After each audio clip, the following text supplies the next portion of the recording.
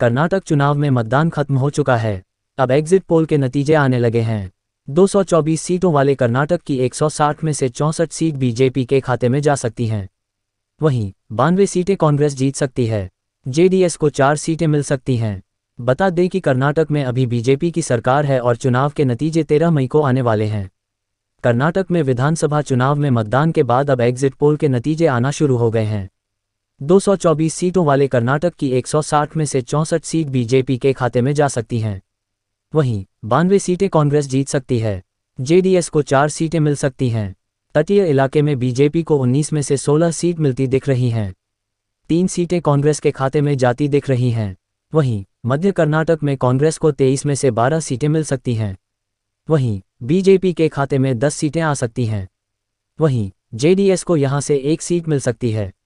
इसके अलावा अगर बेंगलुरु शहरी रीजन की बात करें तो यहां की 28 में से 17 सीटें कांग्रेस की झोली में जा सकती हैं। बीजेपी को यहां से 10 सीटें मिल सकती हैं। वहीं जेडीएस के खाते में यहां भी 1 ही सीट जाती दिख रही है। हैदराबाद कर्नाटक रीजन की बात की जाए तो कांग्रेस को 40 में से 32 सीटें मिल सकती है। भाजपा के खाते में 7 सीटें जाने का अनुमान है। वहीं जेडीएस को यहां से भी 1 सीट मिल सकती है। बॉम्बे रीजन की 50 सीटों में से कांग्रेस को 28, बीजेपी को 21 और जेडीएस को 1 सीट मिलती दिख रही है।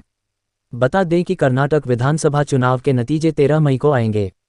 सीट के हिसाब से बॉम्बे कर्नाटक रीजन की 50 सीटों में से कांग्रेस को 28, बीजेपी को 21 और जेडीएस को 1 सीट मिलती दिख रही है।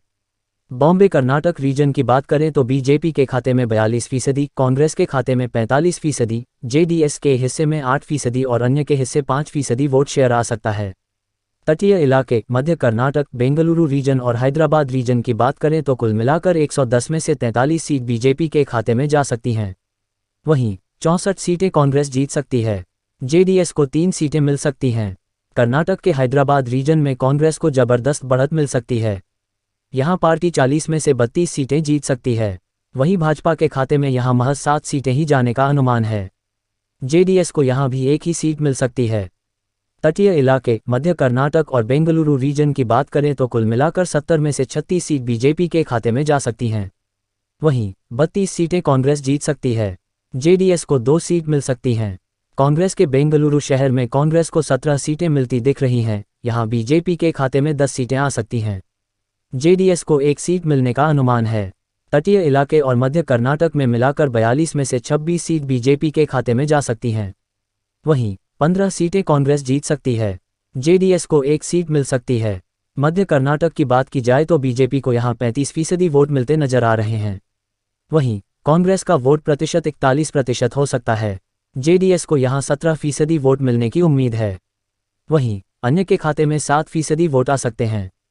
तटीय इलाके करावल की 19 में से 16 सीट बीजेपी के खाते में दिखती जा रही है। कांग्रेस को यहां 3 सीट मिल सकती हैं। एग्जिट पोल के मुताबिक तटीय इलाके करावल में 50% वोट बीजेपी के खाते में जा रहे हैं।